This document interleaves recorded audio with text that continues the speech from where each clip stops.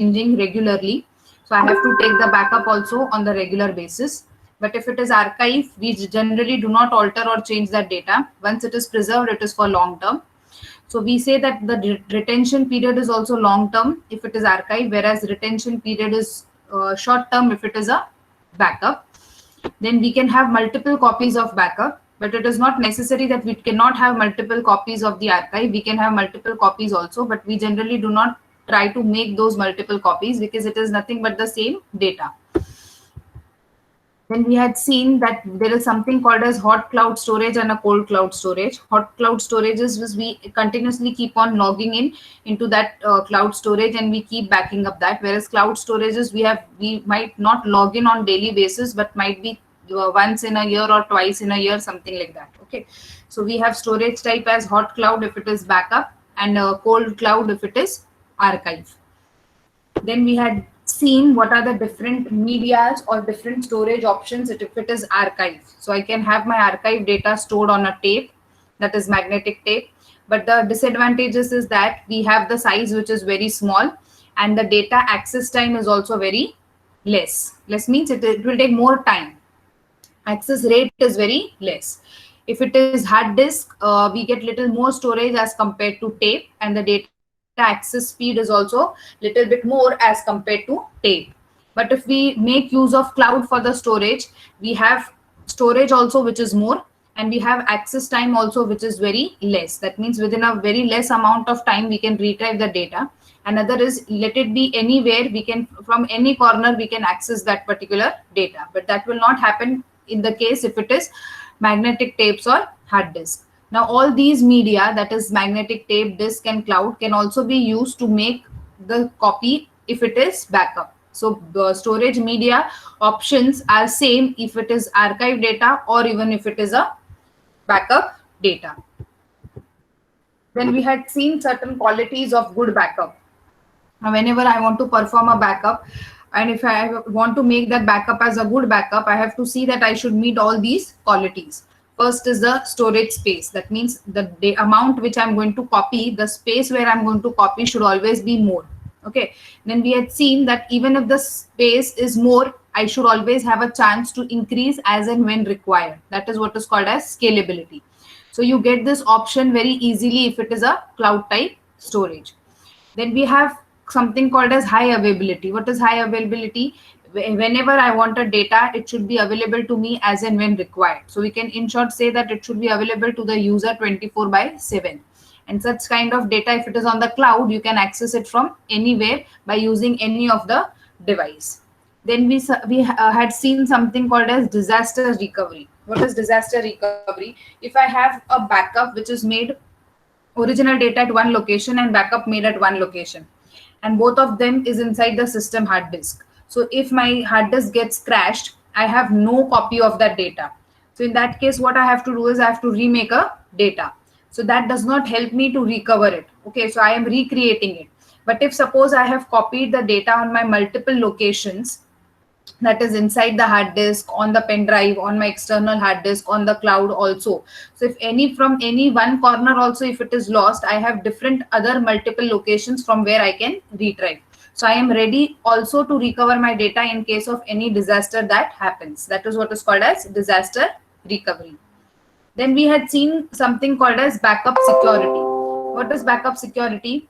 As in when I am securing my original data also. We have seen we can secure it with the password, we can secure it with the algorithms, we can secure it with the cryptography, we can secure it with the hashing keys and all.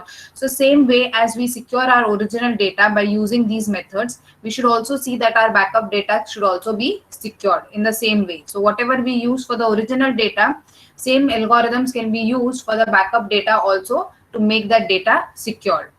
Then we had seen something called as frequency. That is how frequently we are taking the backup. So many of them may take a backup which is on daily basis. Some may take on the weekly basis or monthly basis or quarterly or yearly. Now all this depends upon the type of a data. So if you remember, I had told you this frequency and volume depends upon what type of data it is.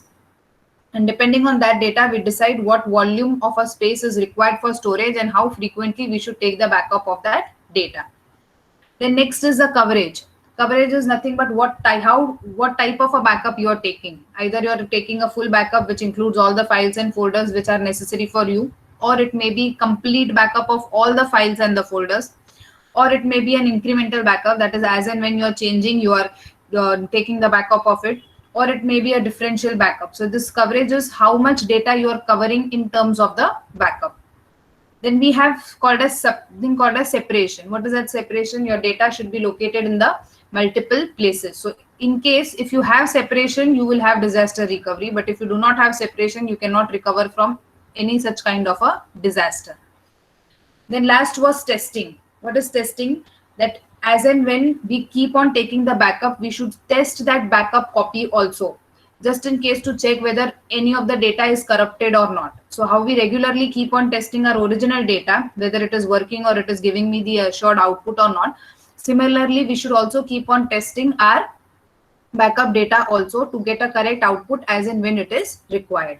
So if all these qualities are met before you take a backup, it is assumed that the backup that you have taken is a good backup.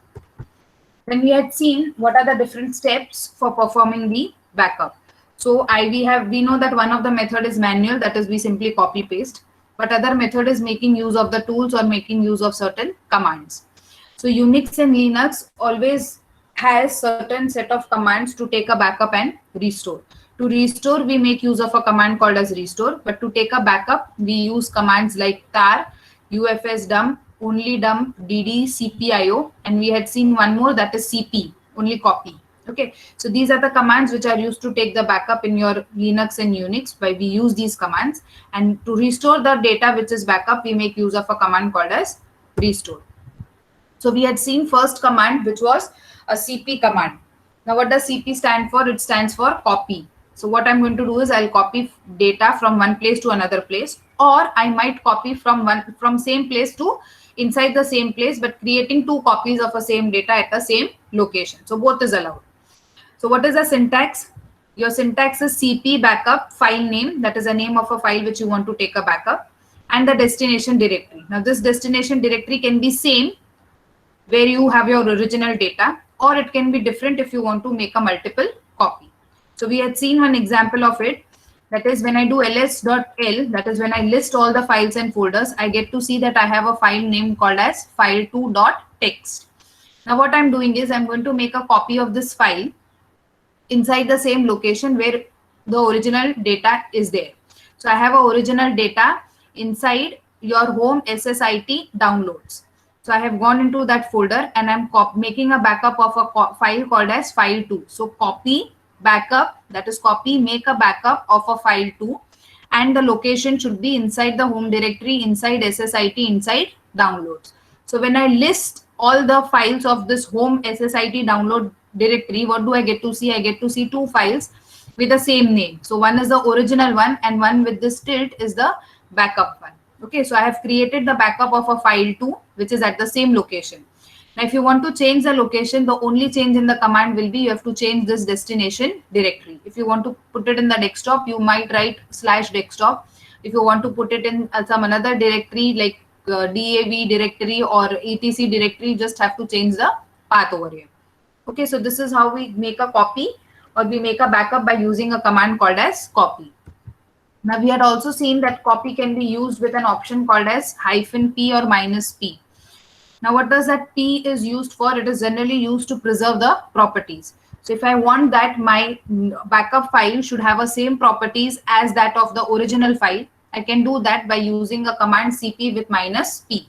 So when I do that cp with -p, I give the file name, I mention the directory where my new file will be. So now copy is being made of file2. All the properties are preserved by using an option -p. And now that new file is stored in the directory called as user. So if you compare the properties of file2, which is original, and file2, which is in user, both the files will have the same property, but only the inode number will change. So what is the difference in using only cp and cp -p is, in cp, both the files have same inode number, but if it is cp -p, your inode numbers will change. That is only the difference. Okay. Then today we'll be starting with a Linux tar command. So the next command which allows you to make a backup of a files and directories or folders is nothing but the tar command. What does this tar stands for? It stands for just a minute. This tar stands for tape archive. So we know that archive have different storage options. So we had seen magnetic tape as one of the options. Okay. So this T stands for that magnetic tape and AR stands for archive. So I'm making the archive where inside the magnetic tapes or by using a command called as star command. So what it is, a Linux star stands for tape archive. It is used to create an archive and extract the archive files. Okay, so that means by using this command, what will I do is I will make those files as archived, and later whenever I want, I can extract that archive files or folders. Okay, so it provides the archiving functionality for your Linux operating system. By using this command, what I can do is I can create a compressed file or I can uncompress the archive files. Now you might have heard about WinZip and WinRAR in your Windows. What does that zip do? If you have multiple files and if you want to reduce the size, you zip them or you compress them. And later, when you want to extract it inside your system, you uncompress it or you extract it. So the same thing can be done in the Linux, but we do not use WinZip over here. We make use of this tar command. Okay. So whenever I want to compress, I will make use of tar command. Whenever I want to uncompress or if I want to extract, I will be making use of this tar command. Okay. So first what do we do is first we create a compress. After the compress file is created, then we will try to extract. So how does a command say? This star command has different options. Now if you see the syntax, it is star options archive file or directory to be archived. Which means what? I can use this star command with different options. Once the options are specified, I have to give the file name which I want to archive, the name of the file and the original file name over here. So for example, I have an original file say as KJSP. I want to compress that file KJSP. So what will I write here at archive file? The name of the compressed file, that will be kjsp.tar, followed by the original file name, that is KJSP. So when I write tar kjsp.tar kjsp, what does this mean? That the original file kjsp will be now archived and the name of that archive file will be kjsp.tar. Okay, we will see the example. Let us first see what options we can use over here with this star command. So first is -c or -c. What does that mean? It will create the archive. So when I use star -c kjsp.tar kjsp, what it will do is it will create an archive. What will be the name of that archive file? kjsp.tar. कौन से file का tar बनाना है? The file name which I have written over here, which is kjsp. Okay.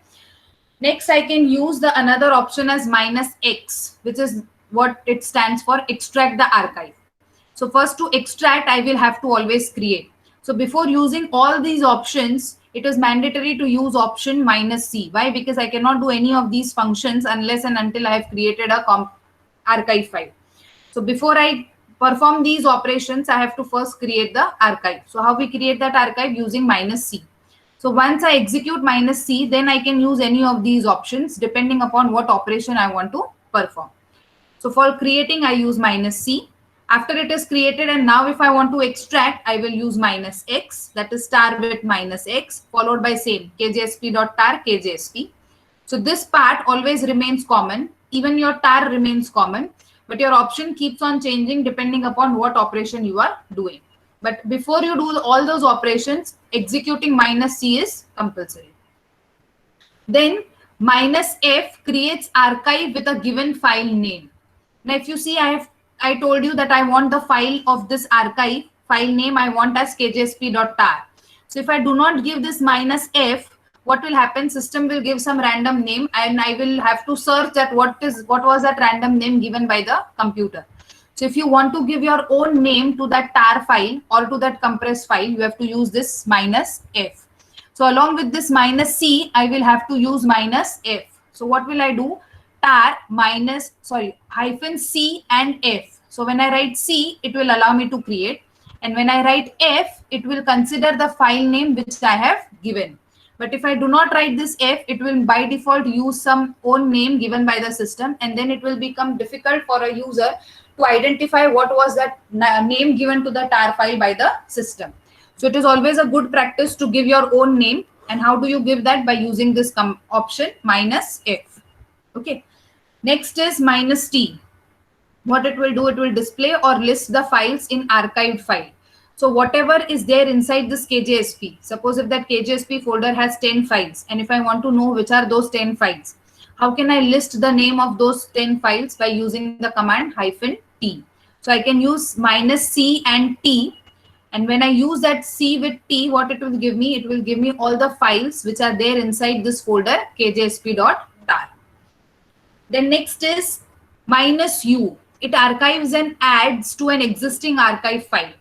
So initially KJSP had 10 files. Now I have created one more file and I have added to that folder called as KJSP. So if I want that only that 11th file which I have recently added, that also should get compressed into that tar file. I can add those existing files by using a command called as -u. Okay, so again, I do not have to create a tar of all the 11 files. If I have first created tar of 10 files, and if I've recently added the 11th file, I can only make the tar of that 11th file by using this option -u. Okay. Next is -v. What is -v? It displays verbose information. Now, what do you mean by verbose information? If you see this particular command,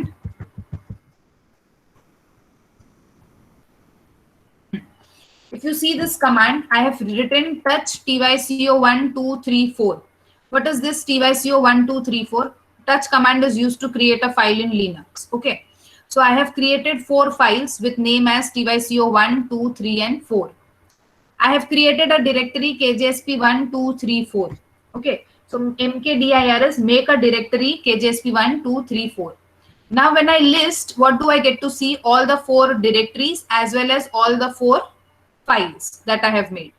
Now what I have done here in this command tar -cvf backing.tar tyco1 2 3 4 kjsp1 2 3 4, which means what? This -c is creating an archive. F is allowing me to give my own name, which is backing.tar.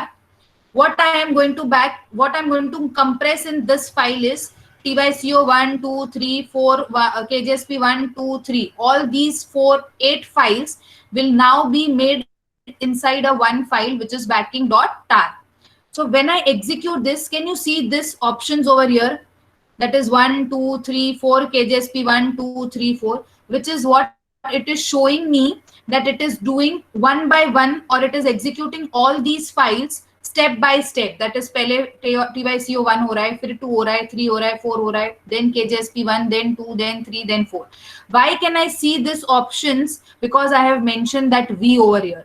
So the -v is displays verbose information. So what is that verbose information? It is giving me line by line information that 1 has completed, then 2 has completed, then 3, then 4, and so on. If I do not use this v, I will straight away I cannot see this option. I will straight away get to see that my backing.tar file is created. But if you want to see whether each and every file is being added into this backup.tar, you have to use that option -v. Okay. So function of, or the purpose of that -v is to just check whether all the files are getting backed up or getting compressed in the tar that we have created. Okay. Next is -a. What is -a? It concats the archived file. Now, if I have created 2 files, that is backing.tar and backing1.tar. Now, if I want to combine these two, backing and backing1 together, how do I concat those 2 archive files? By using an option -a. Okay. Next is -z. Now what I will do is, up till now, I have just created the archive. I have extracted the archive. I have given the file name. I can see all those file names. I can add an additional file to it. I can see the information. I can contact. Up till here, I have not compressed my tar file. But if I want to compress, that means if I want to reduce the size, how do I reduce it? By using gzip and bzip commands. Okay. So the tar command, though it is said it is used to compress, but initially we are just creating, and later by using this gzip and bzip options we are going to compress. So what is the option for gzip? Minus z. And what is the option of bzip? It is minus j. So for now, just remember that if I want to gzip, I will use minus z. If I want to bzip, I will use minus j. All these commands like gzip, bzip will be done in the following slides. Okay. So just remember, to compress any particular tar file, I first have to decide whether I want to do gzip or I want to do bzip. Once I have decided which zip I want to do, G or B, appropriately I will use the option either minus z or minus j. Now, what is the condition? Whenever I'm using this compression, I have to use this compression immediately after minus C. So what option I was using up till now? Tar minus CVF. That is just we saw in an example. So when I will compress, I will not use CVF. I will use CZVF. Okay. So when I use C after Z, what it will do? It will create, it will compress, and then with a verbose, it will give me the output that one by one, whichever files are getting zipped. Okay. So if you want to know the verbose information with the zipped version, you have to use Z before V. Okay. Or minus J before V. Then last is my minus W. What will minus W do? It will verify the archive file. Verify the archive file means it will just check whether each and every file has been made into or added into the archived folder or not. And the last is hyphen R or minus R. What does it do is it updates or adds file or directory into an existing tar file. Now what is happening in minus U? It is adding it archives and adds to an existing archive file. Okay, but R is doing what? It is doing files as well as directory, whereas U is only doing files. So if I want to make any directory also added to an additional or to an already prepared tar file, I can make the directories also. So for directories, I'll use hyphen R, but for files, you can either use hyphen U or hyphen R. Okay. Is this clear? Are all the options clear up till now?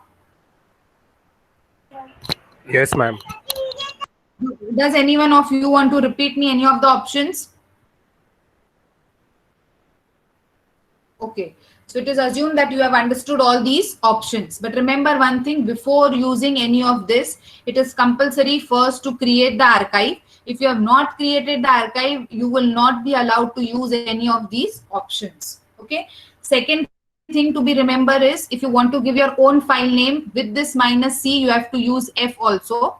If you do not use F, there is no problem. It will still create an archive.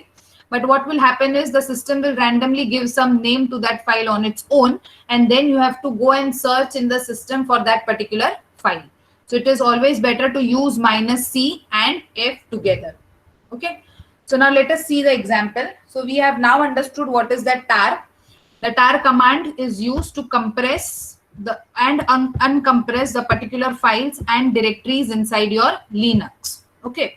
How do you do that? You make use of a tar command followed by some options, followed by the archived file name, followed by original file name, or you can write the location also. So let us look at the example. Tar minus CVF techmint 14912.tar /home/techmint.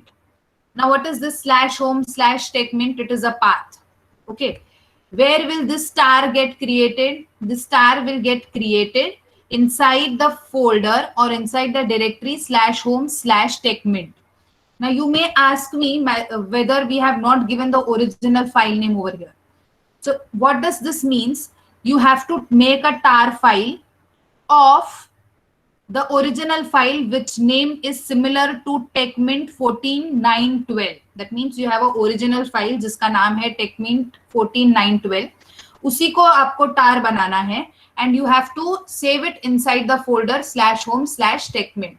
So if you want that original name and the tar name is same, you can always keep both the names as same. And if you want to change the directory, you simply add the directory path over here. But if you do not want to add a directory also, even if you skip this, somewhere inside the system it will create .tar also. Okay, so you can use this tar command with two options, or you can use two different commands. What is the first command is tar minus cvf. So what is this C doing? C is creating the archive. V is verbose. Whenever you execute this, it will show you each and every file inside it. F is you are giving the name to that file. What is that file name? Techmint -14 -9 -12 .tar. So ये file जो archive file बनेगी by using this create will have a file name what? This as a file name. Okay. किसका tar बनाना है? Original file का. Original file का नाम क्या है? Techmint 14 9 12. Now where is this tar file to be saved? Tar file has to be saved inside /home/techmint. It might happen that your original would be on the desktop or would be somewhere else, but now your new tar will be inside the /home/techmint. Is this clear? Yes or no? Yes, ma'am. Okay. So what is that C doing? It is creating a new tar file. V is verbosely going to show me the progress of the files. F will give the name to the archive file. So let us see one more example. Tar cvf file.tar *.c. This command creates a tar file called file.tar. Okay, so this is nothing but the name of the file called as file.tar. Why it is allowing me to give the file name? Because I have written F over here. Okay, so it will create a file with a file name file.tar. What will this file.tar have? It will archive all .c files in the current directory. मतलब जिधर C के सारे programmes है उधर ही एक compressed file बनेगा जिसका नाम होगा file.tar. What will be there in that file.tar? All the C programs, but in what version? In the compressed version.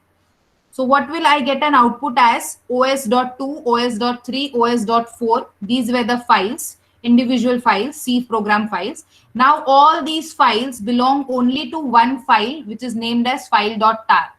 So when I open file.tar, I will get to see OS2, OS3 and OS4. Is this command clear? So I have created an archive of all these three individual files as only one file and named it as file.tar. Are you understanding? Yes or no? Yes, ma'am. Okay. Just give me 1 minute.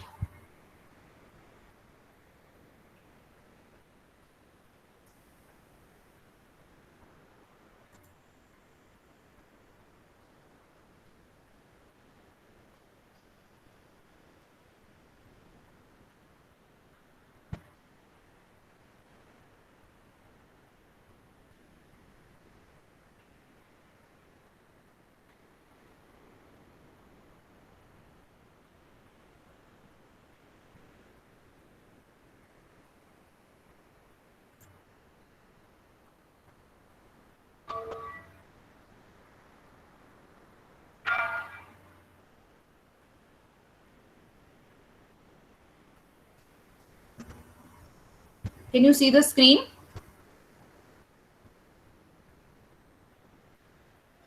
Yes, ma'am. Okay, so this is one of the extension of a Chrome which allows me to execute my Ubuntu version online. So we'll just try to execute these commands, the tar command, and let us see how we are making the tar file. Okay.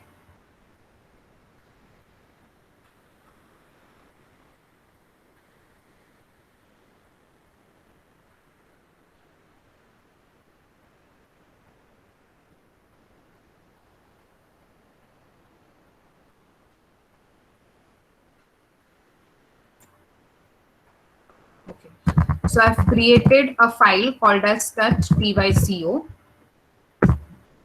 Okay, now when I do ls-l, is the screen visible? Yes, ma'am. Yes, ma'am. Yes, ma'am. Okay, okay. So when I execute ls.l, can you see that ty.co is created? Okay, so the file which I have just made, when I list that file name appears over here. So my file ty.co is created. Now what I will do is I will try to create the archive of this. So how you create an archive? By using a command tar. So when I say tar, I have to use with some option, that is -c, v and f. What will that C do? It will create an archive. V will verbosely step by step show me what it is doing, and F will allow me to give the file name. So I give the file name as tyco.tar. Okay. I want to make this tar archive file with what name? With a name tyco.tar. किसका बनाना है? Original file जिसका नाम है tyco. Okay. So I'm going to now make a archive of this tyco. An archive of that tyco will be named as tyco.tar. So when I enter, I get to see tyco, which is verbosely showing me that it is done. Now when I say ls-l and say enter, it should show me tyco, the original file, as well as tyco.tar, which is created as an archive of the original file tyco. Can you see this? The tar file is with the red color and the original file is right above it, tyco. So is this understood? Yes, ma'am. Yes, ma'am. Okay. Yes, ma'am. So we had an original file tyco which we created. We created the archive of it with the name tyco.tar. So both the files appear when I list them. Okay.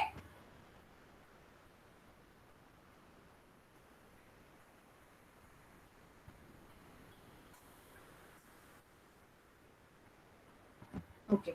So we have understood how to create the archive of a file by creating the file first and then converting it to an archive by giving the name with an extension .tar. Okay. Next is extracting the file from archive using option -xvf. Why did I use X? Because X is used to extract. Okay. So if you see the option, C was used to create and X is used to extract. So how will you replace the command? Tar, it should be X, this should be xvf. This command creates a tar file called file.tar, which will archive all the C files. Just a second. Sorry, it is correct.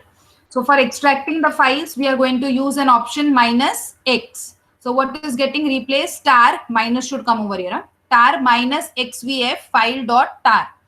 So what I have done is I have created an archive file.tar, and if I want to extract, what I have to do is I have to just replace it with the X. So what it will do, it will extract the file.tar.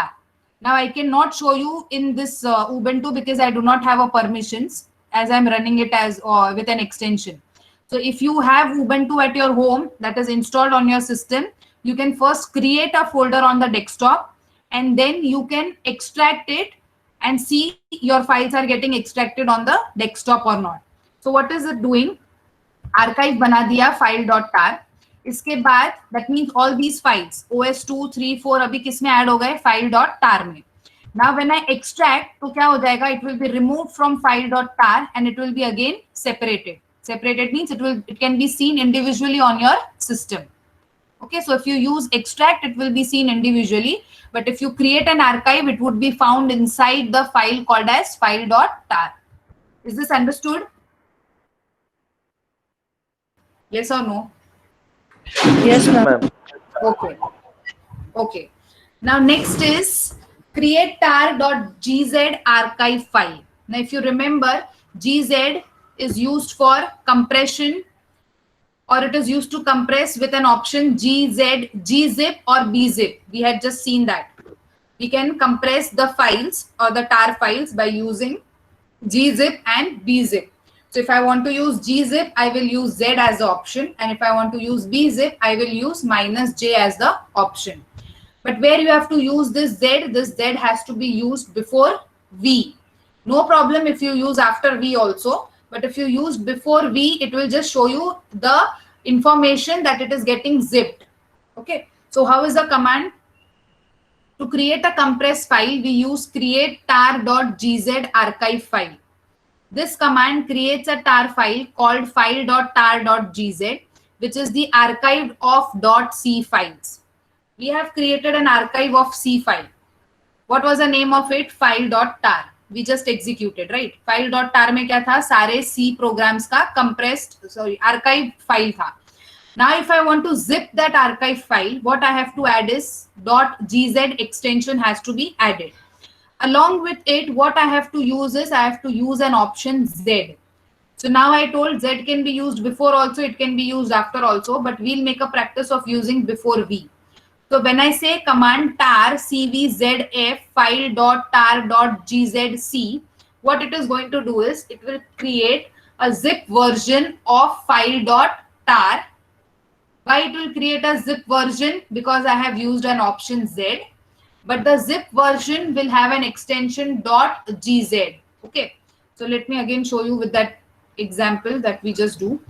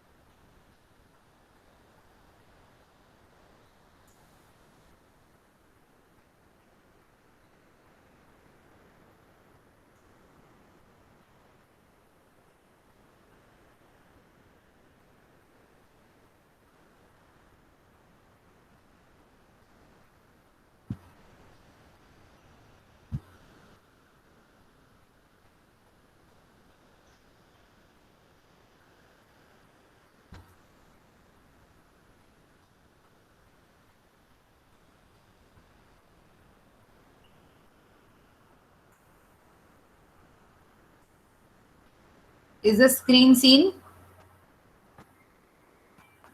No, ma'am. It was No, ma'am. Cannot see? No. Okay, just a minute. Is it seen now? Yes, ma'am. Okay. So I'll do the step again first.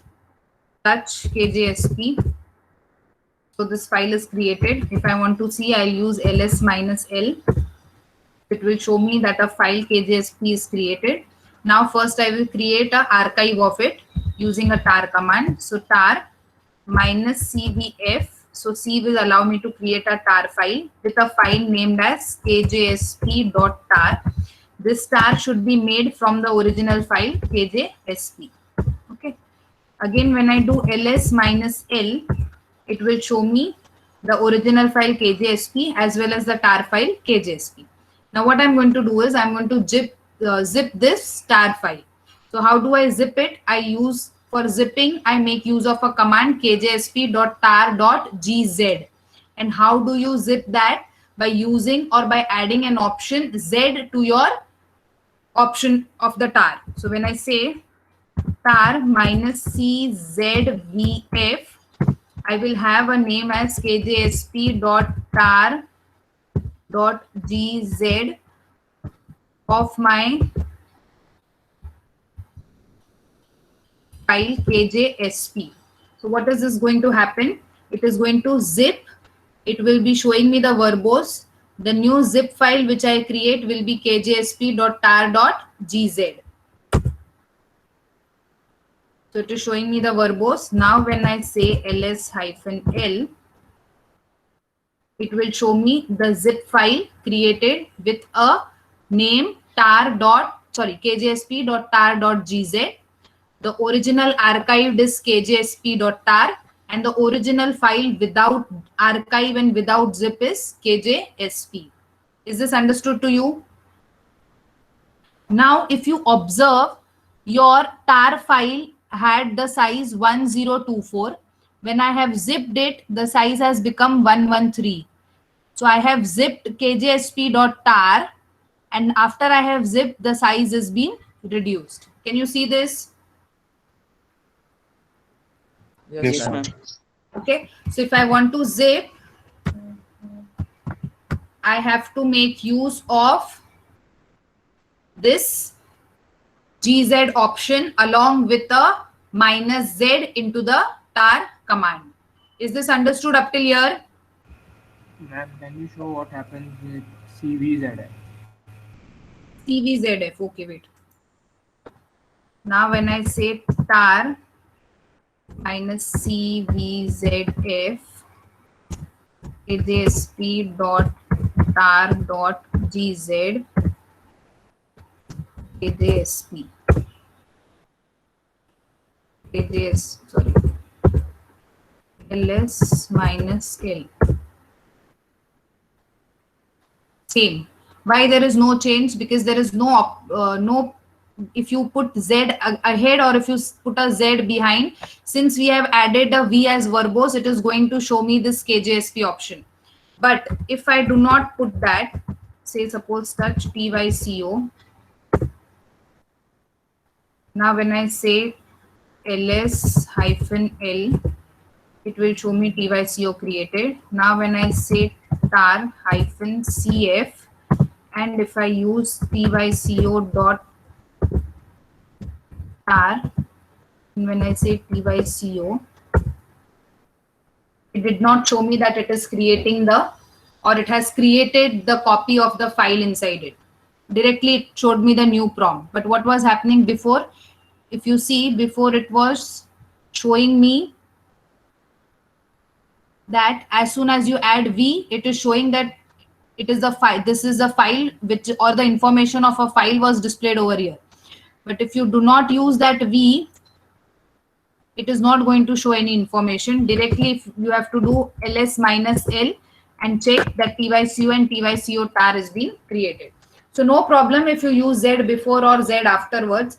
If you use before, it will show you the same answer as KJSP, that is whichever file name is getting first zipped and then the information is displayed.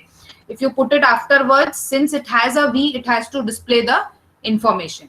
But if you do not add v, it will not show you any information. You have to manually go and check whether that file is created or not. Okay? Yes, ma'am. What we have seen is we have created our archive using tar. We can extract it by putting or by using minus x. We can zip by using gzip option. So when I put or when I use that gzip option, I have to add an extension to a file, that is file name .tar.gz, which will tell me that this particular file or the archive file is zipped with an .gz format. And when you use that gz, you always have to use an option z. Okay. Now similarly, if you want to extract that zip file, how you can extract it? You just have to replace the c with x. So when you say tar minus xvzf or minus xzvf file name .tar.gz, what it will do is it will come out, or whatever has been zipped will now be unzipped or will be extracted in whichever location you have specified. If you have not specified the location, like for example here we haven't specified any location, so it will be unzipped in the default location. Is this clear? So both the commands are same for creating the archive and for creating the compress. Only differences, you just have to use minus x and minus z. Minus x is used whenever you want to extract, and minus z will be used whenever you want to compress and uncompress that extracted part. Is this clear up till here? Yes or no? Yes, ma'am. Okay. So shall we go to the next part?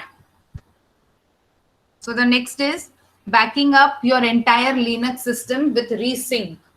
Now we have seen two commands, copy command, that is CP.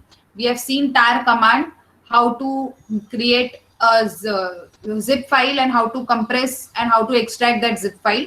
Now next is, if I want to take a backup of an entire Linux system, I can take that by using just a command called as, single command called as resync command. Okay. So for this, what you have to do is first insert the backup medium, that is any USB drive or pen drive, wherever you want to take that backup, or any external drive. Ma'am, you cannot see the PPT. Okay.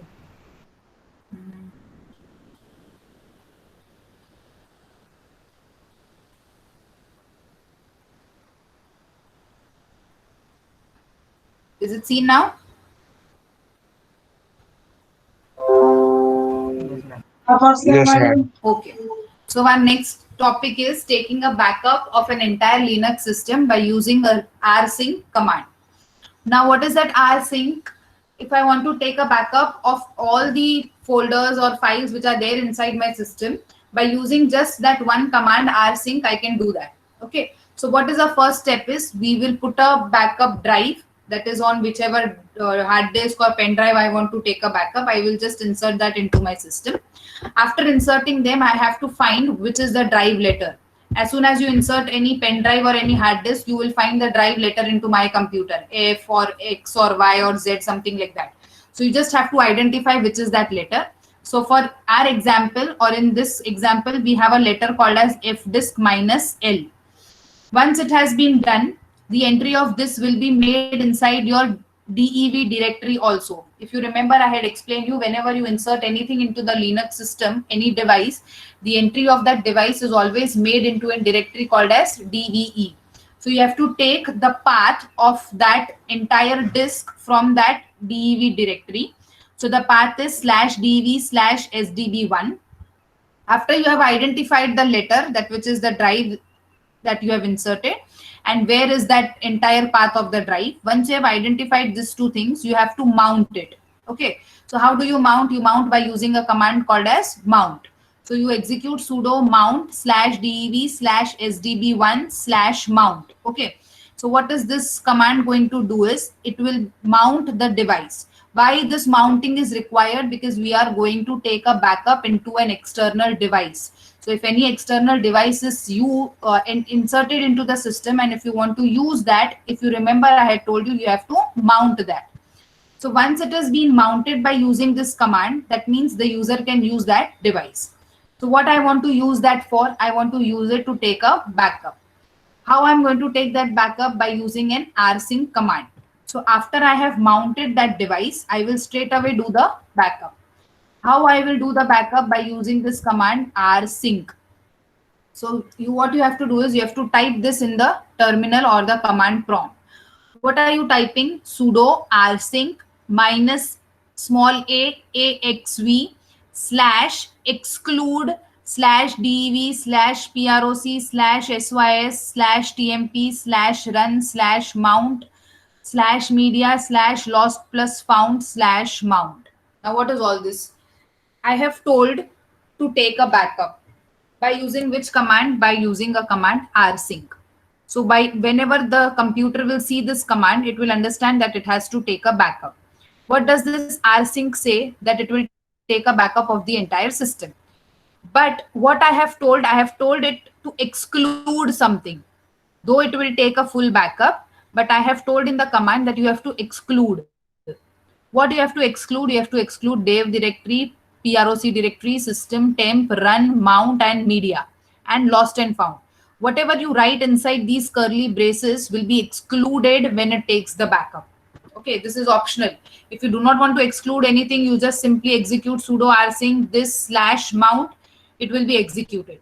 But if you want to exclude something, जिसका backup नहीं लेना है, अगर वो भी command में mention करना है, so you can mention it into this curly braces by using this exclude. So what it will do, by taking a complete backup, it will not take a backup of dev directory, media directory, temp, run, mount, sys, and lost plus found.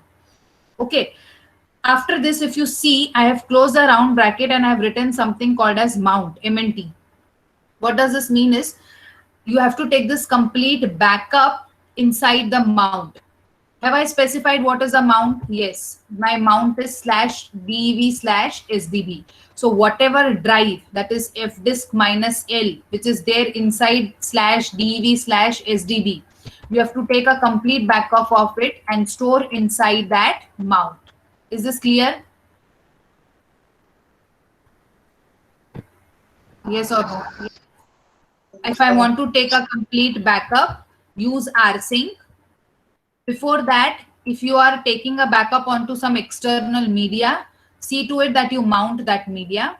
Once it is being mounted, just give a command sudo rsync minus a axv. What is this? I'll just tell you. So if you want to exclude something, mention it into curly braces with an exclude option. So it will not take a backup of this. Followed by that, you have to specify where you want to save that backup. So if you have mounted something externally, write that over here. If you have not mounted and if you want to take it inside the system only, say suppose if you want to take it inside the etc folder, you will simply replace this mount with /etc. So what it will do is it will take a complete backup and store it inside etc. Okay. Now, Resync is what? A fast, versatile, local and a remote file copying utility. So this is an inbuilt utility of a Linux, which will allow you to take a fast and a complete backup of all the files inside the system. What is this -AAXV? The files are transferred in which mode? They are transferred in an archive mode. So how it is going to identify whether it is archived? By using this -A option. So after rsync, whenever I write -AAXV, it is going to assume that it is going to transfer the file into which mode? It will be transferred into an archive mode, which ensures that symbolic links, devices, permissions, ownership, modification, time, ACL, all the attributes are also preserved. So -A will copy all the files and folders in an archive mode. And this AXV is going to see whether all the properties of that file, devices, all the permissions to that file, all the ownerships to that files, all the access control link of that particular file are also preserved. That means as it is going to copy. It is not going to change. Slash is what? The source directory. Exclude will do what? Exclude the given directory from the backup. And MNT is nothing but the destination folder where I'm going to copy the file or I'm going to move that archive copy. Okay, so if you see the command again, rsync is a Unix inbuilt utility which is going to copy or take a backup of everything. -A will store everything inside this destination in an archive format. With this AXV is what? It is going to preserve the properties of all the original file as it is into your backup file. I have also told that my backup should exclude all these folders or all these directories. And this /mount means what? It is a destination folder where I want entire thing to be copied as it is. Okay. Is this understood? Ma'am, why there is /star to every other directory but not to the lost and found? Lost and found has this slash, no? See over here. /star at the end. Because it is the last file. Exclude anything. इसके बाद मुझे कुछ add इसलिए. Okay. Understood up till here? Yes, ma'am. Okay. So let us go to the next. So we have understood we can take a complete backup of our Linux by using a command called as rsync, which is inbuilt command of the Linux. Now next is a backup rule, and the backup rule is called as 3-2-1 rule. Now what is that 3-2-1 rule? Whenever I plan for a backup, I can make n number of plans as I want. That means how I'm going to take a backup, I can plan the way I want. But whenever you make a plan, you should remember that you follow this rule. What is that rule? 3-2-1 rule. What does that rule say? That you should have at least 3 copies of data. Okay. So if I have a file called as KJSP, see to it that you make 3 more copies of that particular file. So original तो है ही एक जगह पे और 3 copy उसका बनाओ. Okay, that is what is 3 copies of a data. See to it that you make 2 copy of a backup medium. 2 copy of a backup medium means what? Either you keep it on pen drive and hard disk, that is 2 medium, or you make it on 2 separate hard disk, that is a medium, or you keep it on hard disk as well as cloud, or you keep it on pen drive and cloud, or you keep it in your system and your cloud. Okay, so these are nothing but the mediums. So see to it that you decide 2 or more than 2 mediums. Okay, and last is 1 copy of data offsite. 1 copy of data offsite means try to make it as archived also. Archived also means not making it completely archived as inactive, but when I say try to make it data offsite means usko aur ek aisi jagah pe preserve karo which is not going to be used that frequently. It will be used only when all of these 3 copies and all of these 2 mediums are crashed. Is this understood? I repeat again. 1 copy of data offsite means what? I have chosen 2 medium as one as cloud and one as hard disk. Okay? So if my hard disk is gone, I can take it from my cloud. If suppose I do not remember my ID and password, and if I'm not able to log in into my cloud also, I still have made a copy of that data offsite. That means एक और जगह पे मैंने उसको save किया है किधर. So I can always take from that offsite location also. Okay. So that this offsite can be anything now. It may be your system. It may be again another hard disk or another pen drive or another cloud or CD or DVD or any kind of other media. So 3 copies of data, 2 on your medium and 1 which should be offsite. And this offsite should be used only when this 3 copy is lost or when these 2 mediums are corrupted. Okay. So this is what is 3-2-1 rule. Is this understood? Yes, ma'am. Okay. So we have to follow this 3-2-1 rule whenever we take a backup or whenever we plan to make a backup. Okay. Is this understood? Everything up till here? Yes, ma'am. So today we have seen how are we supposed to take a backup by using rsync. We have seen 3-2-1 rule. We have also seen how to create an archive file, how to extract an archive file, how to compress that archive file and how to extract that archive file. We have seen only one way to compress, that is using gzip with an option Z. We'll also see bzip again ahead in the slides. Okay. So we'll be continue with the remaining part on Monday, and on Tuesday we'll have a test on the entire 4th chapter. On next Monday I'll complete this 4th chapter. Okay. So give me your attendance.